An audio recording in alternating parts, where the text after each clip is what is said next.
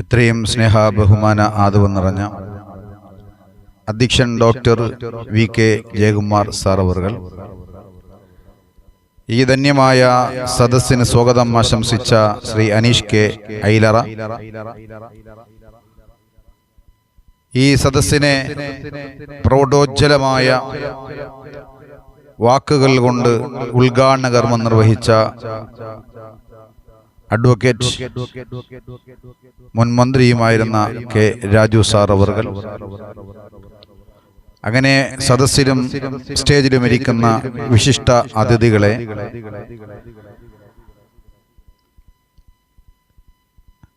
നമ്മളിവിടെ ഒരുമിച്ച് കൂടിയിരിക്കുന്നത്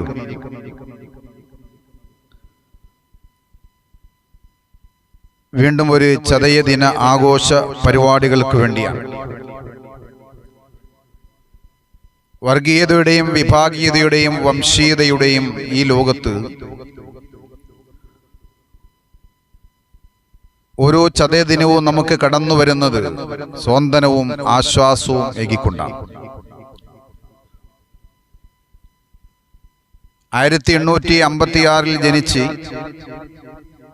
1928 ശിവഗിരിയിൽ ഗുരു ലോകത്തോട് വിട പറഞ്ഞു പോകുമ്പോൾ തൻ്റെ 72 വർഷക്കാലഘട്ടത്തെ ജീവിതം ലോകാവസാനം വരെ വരുന്ന ജനകോടികൾക്ക് ഒരിക്കലും മറക്കാനാകാത്ത ജീവിത സന്ദേശങ്ങൾ കൈമാറിയിട്ടാണ് ശ്രീനാരായണ ഗുരു നമ്മെ വിട്ട് വിട പറഞ്ഞു പോയത്. നമ്മിൽ നിന്നും വിട പറഞ്ഞ് ഈ പ്രപഞ്ചത്തിൽ നിന്നും, അല്ലെങ്കിൽ നമ്മളെ ഈ ഭൗതികമായ ശരീരം നമ്മിലേക്ക് തന്നിട്ട് ആത്മാവ് ദൈവസന്നിധിയിലേക്ക് സഞ്ചരിക്കുമ്പോൾ ലോകത്തുള്ള കോടാനുകൂടി ജനവിഭാഗങ്ങൾക്ക് ജീവിക്കാൻ, നല്ലൊരു മനുഷ്യനായി ജീവിക്കാൻ ഉതകുന്ന എല്ലാവിധ അർത്ഥവത്തായ സന്ദേശങ്ങളും നൽകിയിട്ടാണ് ഗുരു നമ്മിൽ നിന്നും യാത്രയായത്. ഒരു മനുഷ്യൻ നല്ല ഒരു മനുഷ്യനായി തീരണമെങ്കിൽ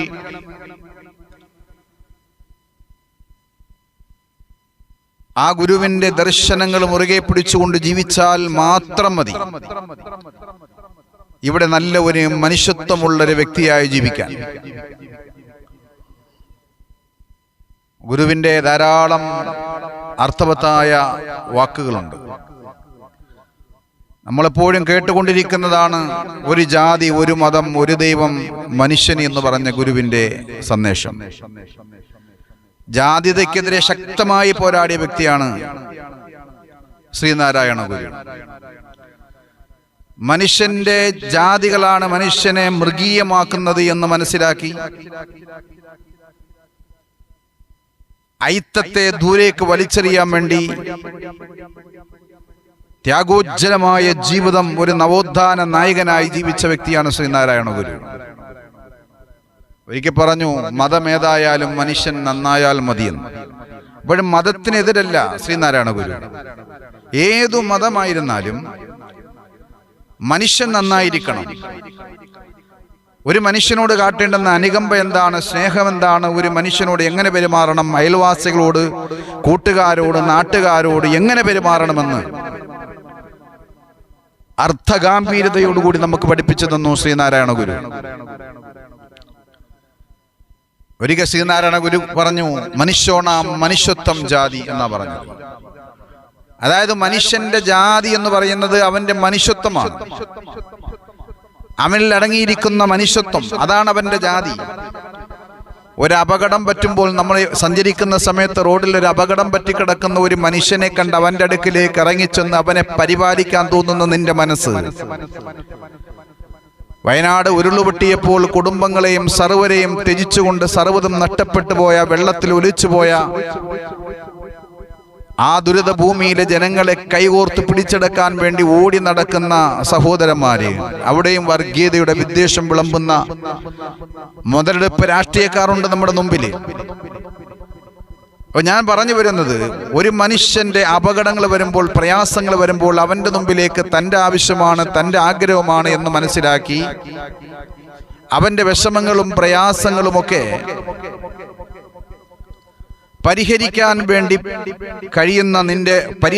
ഇറങ്ങുന്ന നിന്റെ മനസ്സ്, അതാണ് നിന്റെ ജാതി എന്നാണ് ശ്രീനാരായണ ഗുരു നമ്മോട് പറഞ്ഞത്. അപ്പൊ ഇന്ന് ഇതാണ് നമുക്ക് നഷ്ടപ്പെട്ടു പോയത്, മനുഷ്യത്വം നഷ്ടപ്പെട്ടു പോയ ജനതയായി നമുക്ക് കാണാൻ സാധിക്കുന്നത്. ആരാണ് മനുഷ്യൻ എന്ന് ചോദിച്ചാൽ രണ്ട് കാലിൽ നടക്കുന്ന ഒരു വ്യക്തിയാണ് എന്നാണെന്ന് നമുക്ക് പറയാൻ കഴിയുന്ന ഒരു മനുഷ്യത്വമില്ല. ഗുരു പറഞ്ഞ മനുഷ്യത്വം എന്നൊരു ജാതി നമുക്കില്ല. എവിടെയാണ് ഇന്ന് ലോകത്ത് ഇന്നും ഉത്തരം കിട്ടാതെ കിടക്കുന്ന ചോദ്യചിഹ്നമാണ് ആരാണ് മനുഷ്യൻ. SRCP CEO തന്റെ വാട്ട് ഈസ് ദ കൾച്ചർ, എന്താണ് സംസ്കാരം എന്ന തന്റെ ഗ്രന്ഥത്തിൽ പറയുന്നുണ്ട്. ആരെയാണ് മനുഷ്യൻ എന്ന് പറയാൻ സാധിക്കുന്നത്? ഒരു മനുഷ്യന് വേണ്ടുന്ന ഗുണങ്ങൾ എന്തൊക്കെയാണ്? മാതാവിന്റെ മാറിടത്തിൽ ചേർന്ന് കിടന്ന് അമ്മിഞ്ഞ പാല് കുടിച്ച് ഉറങ്ങുന്ന പിഞ്ചു പൈതലിനെ പാതിരാത്രി എടുത്തുകൊണ്ടുപോയി ക്രൂരമായി പീഡിപ്പിച്ച് ചതുപ്പിൽ ചവിട്ടി താഴ്ത്തി വെക്കുന്നവനെ മനുഷ്യനെന്ന് പറയാൻ സാധിക്കുമോ? പിശയാചിക്കാൻ സ്വന്തം സഹോദരന്റെ കൈപിടിച്ചുകൊണ്ട് തെരുവിലൂടെ നടന്ന പിഞ്ചു ബാലികയെ കാമഭ്രാന്ത് പിടിച്ച കാമഭ്രാന്തൻ പിടിച്ചുകൊണ്ടുപോയി ക്രൂരമായി ബലാത്സംഗം ചെയ്ത് കൊലപ്പെടുത്തിയത് ഈ ഗോഡ്സ് ഓൺ കൺട്രി, ദൈവത്തിന്റെ സ്വന്തം നാട് എന്ന് അവകാശപ്പെടുന്ന കേരളത്തിലാണെങ്കിൽ ഇവനെയൊക്കെ മനുഷ്യനെന്ന് പറയാൻ സാധിക്കും? നമ്മളൊന്ന് ആലോചിച്ച് നോക്ക്. മാതാവിന്റെ പിതാവിന്റെ തലയറുത്ത് പടിയിൽ വെക്കുന്ന, പരസ്യമായി മാതാവിനെ കുത്തിക്കൊല്ലുന്നവനെ നമുക്ക് എങ്ങനെയാണ് മനുഷ്യനെന്ന് വിളിക്കാൻ സാധിക്കുന്നത്? BC 4-ാം നൂറ്റാണ്ടിൽ ജീവിച്ച ഒരു ചരിത്രകാരനുണ്ട്, ഒരു ദാർശനികനുണ്ട്, ഡയോജനീസ്. അദ്ദേഹം ഒരു ദിവസം നട്ടാപ്പകല് കത്തിച്ച റാന്തലുമായിട്ട് ഇങ്ങനെ തെരുവിലൂടെ നടക്കുകയാണ്. ആളുകൾ ചോദിച്ചു, എന്തു പറ്റി നിങ്ങൾക്ക് ഈ തെരുവിലൂടെ ഇങ്ങനെ റാന്തരം പിടിച്ചുകൊണ്ട് നടക്കുന്നത്? അപ്പോൾ അദ്ദേഹം പറഞ്ഞു, ഞാനൊരു മനുഷ്യനെ തരികയാണ്.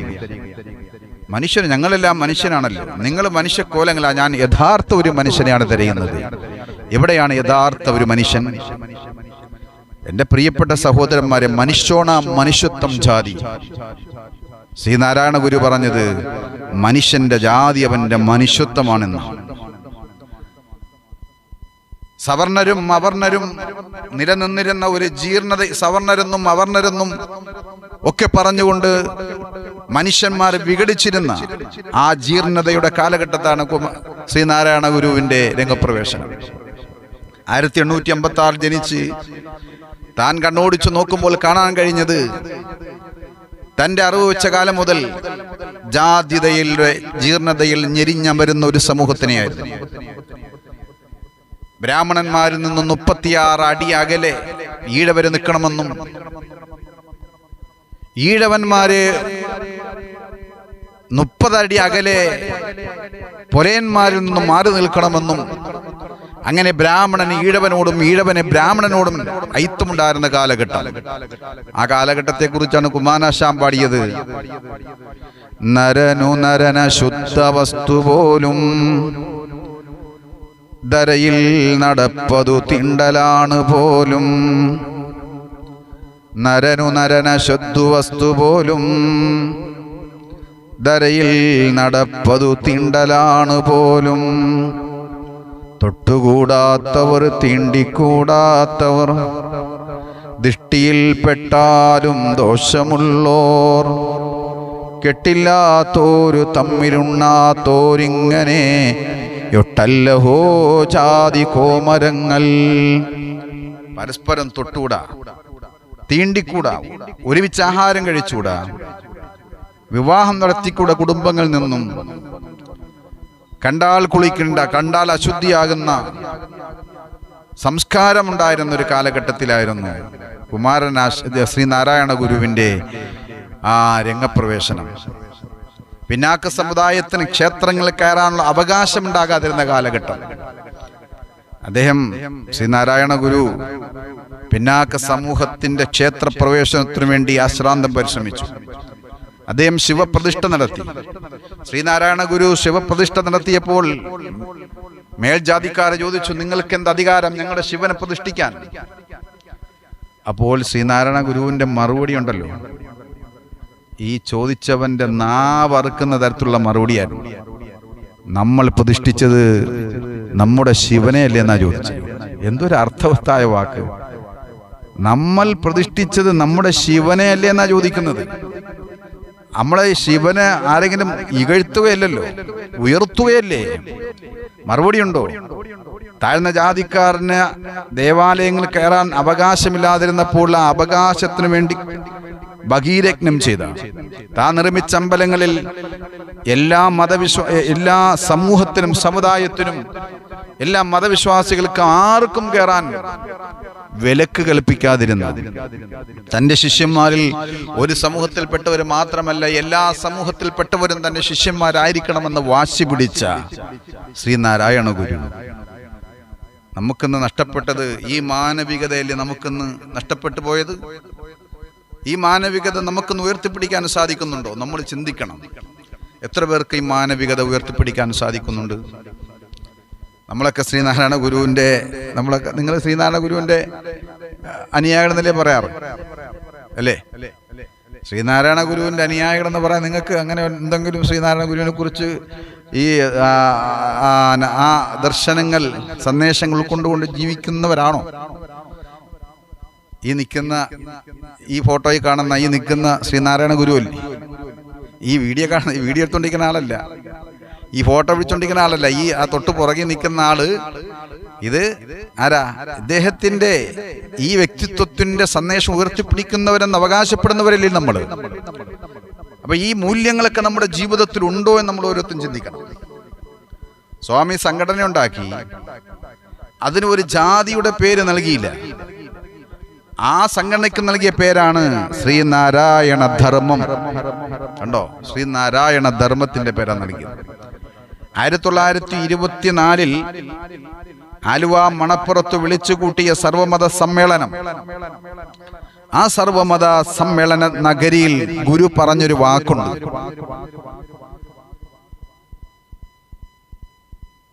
എന്ത് വാക്കാ പറഞ്ഞത്? എന്ത് വാക്കാണ് പറഞ്ഞത്? 1924 ആലുവ മണപ്പുറത്തെ സമ്മേളനം. ആ സമ്മേളനത്തിൽ എഴുതി വെച്ചിരുന്നൊരു വാക്ക്. ആ വാക്ക് തന്നെ ശ്രീനാരായണ ഗുരു ജനങ്ങളോട് പറഞ്ഞു. ഇരിക്കുന്ന പാരാപാരം പോലെ പരന്നിരിക്കുന്ന ആയിരങ്ങളെ പതിനായിരങ്ങളെ സാക്ഷി നിർത്തിക്കൊണ്ട് ശ്രീനാരായണ ഗുരു പറഞ്ഞത്, വാദിക്കാനും ജയിക്കാനുമല്ല ഈ സമ്മേളനം, പിന്നെയോ അറിയാനും അറിയിക്കാനുമാണ് ഈ സമ്മേളനം. കണ്ടോ? നമുക്ക് നഷ്ടപ്പെട്ടു പോയത് ഇതല്ലേ? നമുക്കിന്ന് സംഘടന വളർത്താനാണ് നമ്മൾ ലക്ഷ്യങ്ങൾ.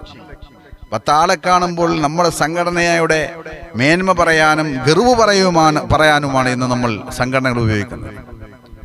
മുസ്ലിങ്ങളൊരു സമ്മേളനം നടത്തും, കോഴിക്കോട് കടപ്പുറത്തോ അല്ലെങ്കിൽ ആലുവ അല്ലെങ്കിൽ ആലപ്പുഴ ബീച്ചുകളിലോ സമ്മേളനങ്ങൾ 10,000ങ്ങളും ലക്ഷങ്ങളും കാണുമ്പോൾ ആവേശത്തോടെ നേതാക്കന്മാരെ വിളിച്ചു പറയും, സർക്കാരുകളെ നിങ്ങൾക്ക് താക്കീതാണ്, ഇരിക്കുന്ന ജനലക്ഷങ്ങൾ നിങ്ങൾക്ക് താക്കീതാണ് എന്ന് വിളിച്ചു പറയും.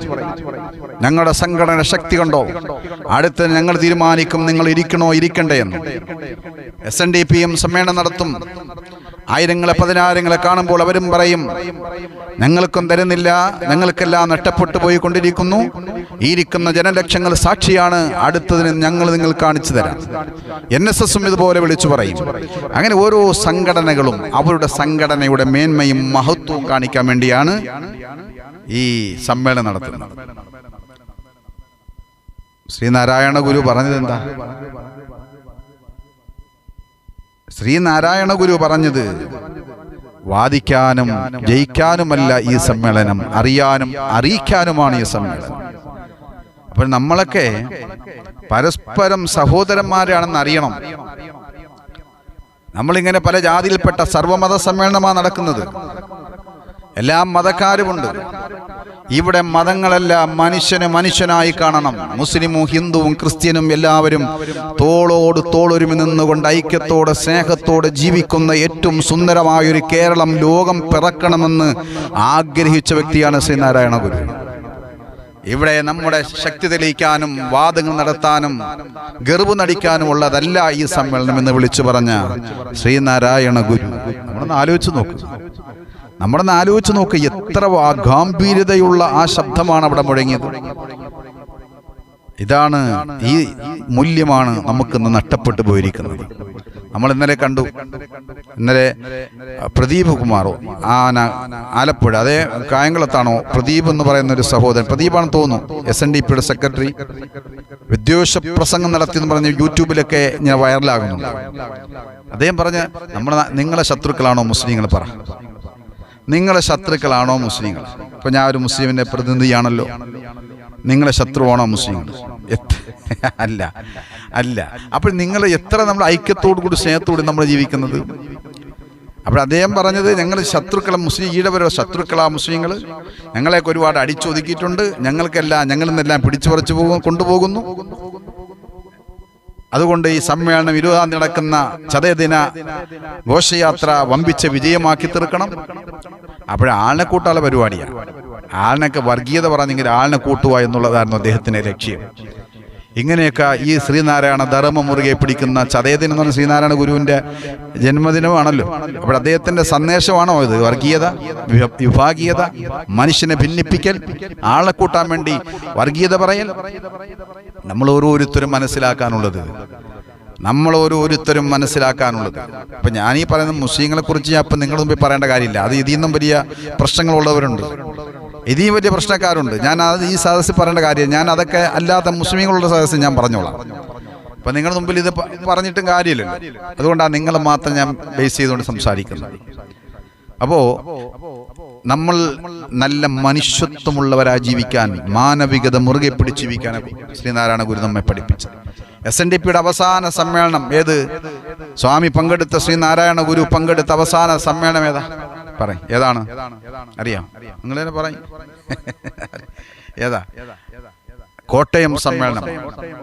ആ കോട്ടയം സമ്മേളനത്തിൽ വെച്ച് ശ്രീനാരായണ ഗുരു നൽകിയൊരു സന്ദേശമുണ്ട്.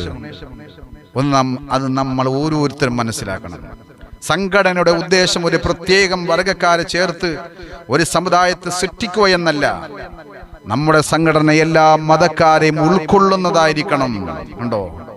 ഇത് പഠിപ്പിച്ച ഗുരുവിന്റെ പിൻതലമുറ എങ്ങോട്ടാണ് ഇന്ന് സഞ്ചരിക്കുന്നത്?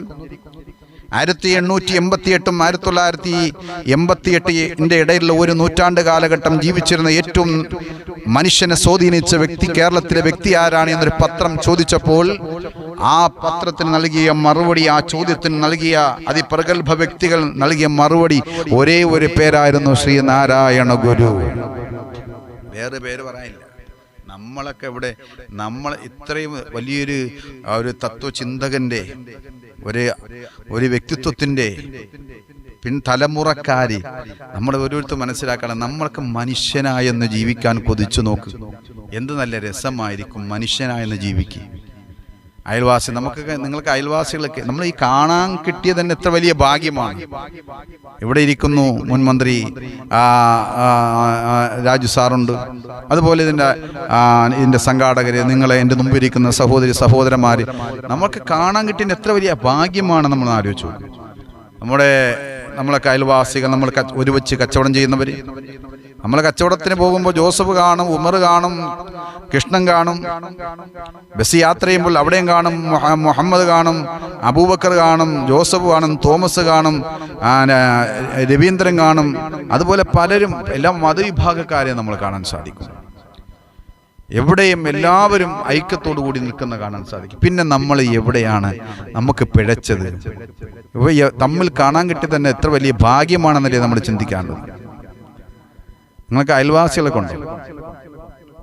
അയൽക്കാരുണ്ട്. മുസ്ലിങ്ങളുണ്ടോ നിങ്ങൾക്ക് അയൽവാസികൾ? ഉണ്ട്. ക്രിസ്ത്യൻസ് എല്ലാവരും ഉണ്ട്. അപ്പോൾ എല്ലാവരും, കാരണം എല്ലാവരും ഒരു സമ്മിശ്രമായ ഒരു അന്തരീക്ഷത്തിലാണ് നമ്മൾ ജീവിക്കുന്നത്. എത്ര വലിയ സന്തോഷമാണ് നമ്മൾ ആലോചിച്ച് നോക്ക്. നമ്മുടെ ഈ ജീവിതം, ഈ ഒരു ഐക്യം എത്ര വലിയ സന്തോഷമാണ് നമുക്ക് നൽകുന്നത്. ഒരു അയൽവക്ക ബന്ധത്തിന് വലിയ പ്രാധാന്യം കൊടുക്കുന്ന ആളാണ് ഞാൻ. അത് മുസ്ലിം ഒന്നും ഹിന്ദു ഒന്നൊന്നുമില്ല. നമ്മൾ വന്നതൊക്കെ ഒറ്റയ്ക്ക്, പോകേണ്ടുന്നതും ഒറ്റയ്ക്കാണ്. നമുക്ക് പൂന്താനത്തെ കുറിച്ച് നിങ്ങൾക്കറിയാം. പൂന്താനത്തിന്റെ വരികൾ ഹൈന്ദവ വീടുകളിൽ പാടാത്ത ദിവസങ്ങളുണ്ടാവില്ല. ഓരോ വീടുകളിലും കാലത്തോ വൈകിട്ടോ ഒക്കെ പാടാത്ത ദിവസങ്ങളുണ്ടാവില്ല. ഹൈന്ദവ വീടുകളിലും ആരാധനാലയങ്ങളിലൊക്കെ എല്ലാ കാലത്തൊക്കെ വീടുകൾ കേൾക്കാൻ സാധിക്കും. കൃഷ്ണ കൃഷ്ണ മുകുന്ദ ജനാർദ്ദന, കൃഷ്ണ ഗോവിന്ദ നാരായണ ഹരേ, അച്യുതാനന്ദ ഗോവിന്ദ മാധവ, സച്ചിദാനന്ദ നാരായണ ഹരേ. കണ്ടുകൊണ്ടിരിക്കും ജനങ്ങളെ കണ്ടില്ലെന്ന് വരുത്തുന്നതും ഭവാൻ, 2-4 ദിനം കൊണ്ടൊരുത്തനെ തണ്ടിലേറ്റി നടത്തുന്നതും ഭവാൻ. മാളിക മുകളിലേറിയ മന്നന്റെ തോളിൽ മാറാപ്പ് കയറ്റുന്നതും ഭവാൻ. ഇങ്ങനെ പാടുന്ന ഹൈന്ദവ വീടുകളിൽ നമുക്ക് കേൾക്കാൻ സാധിക്കും ഇങ്ങനെ പാടുന്നത്. അപ്പോൾ ഇത് എഴുതിയ പൂന്താനമാണ്. ഈ പൂന്താനത്തിന്റെ ഒരു കവിതയുണ്ട്. കൂടിയല്ല പിറക്കുന്ന നേരത്തും കൂടിയല്ല മരിക്കുന്ന നേരത്തും, മദ്യങ്ങനെ കാണുന്ന നേരത്തോ മത്സരിക്കുന്നതെന്തിനോ നാം വൃഥാ. നമ്മൾ ജനിക്കുമ്പോഴും ഒരുമിച്ചല്ല, മരിക്കുമ്പോഴും ഒരുമിച്ചല്ല, പിന്നെ എന്തിനും മത്സരം. ഈ മത്സരമൊക്കെ വെറും നഷ്ടത്തിലാണ്. നമ്മൾ സംഘടനയുടെ പേരിൽ, പള്ളിയുടെ പേരിൽ, അമ്പലത്തിന്റെ പേരിൽ, ചർച്ചിന്റെ പേരിൽ പരസ്പരം മത്സരിക്കുകയാണ്. നമുക്ക് കിട്ടുന്നില്ല അവർക്ക് കൊടുക്കുന്നു, അവർക്ക് കിട്ടുന്നില്ല ഇവർക്ക് കൊടുക്കുന്നു എന്ന് പരസ്പരം മത്സരിക്കുകയാണ്. വെറുതെ സംസാരിച്ച് അധികാരത്തിന് വേണ്ടി, അല്ലെങ്കിൽ സ്വന്തം താല്പര്യങ്ങൾക്ക് വേണ്ടി വർഗീയത വിളമ്പി ലാഭം കൊയ്യുന്ന കഴുകക്കണ്ണന്മാരുള്ള ഈ നാട്ടിൽ ധർമ്മത്തെ ശ്രീനാരായണ ഗുരുവിന്റെ ധർമ്മം അവരിലേക്ക് എത്തിച്ചു കൊടുക്കുന്നത് ബാധ്യത നമുക്കുണ്ട്. നമുക്ക് എന്തായാലും ഞാൻ പറഞ്ഞു നിർത്തുകയാണ്. നമുക്ക് നല്ല മനുഷ്യനായി ജീവിക്കാൻ നമുക്ക് സാധിച്ചാൽ, നല്ല ഉത്തമ ബോധമുള്ള മനുഷ്യത്വമുള്ള മനുഷ്യത്വം ജാതി എന്ന് ശ്രീനാരായണ ഗുരു പറഞ്ഞ ആ മനുഷ്യന്റെ ജാതി മനുഷ്യത്വമാണ്. ആ മനുഷ്യത്വം ഉൾക്കൊണ്ടുകൊണ്ട് ജീവിക്കാൻ നമുക്ക് സാധിച്ചാൽ അതാണ് മനസ്സിന് നൽകുന്ന ഏറ്റവും വലിയ സന്തോഷം.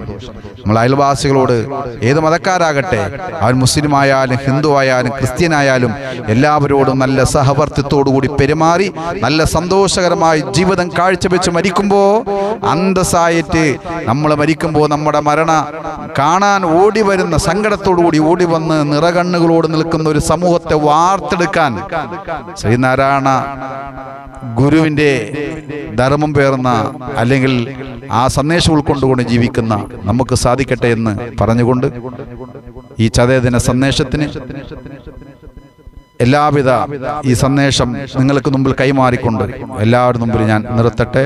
നമസ്കാരം.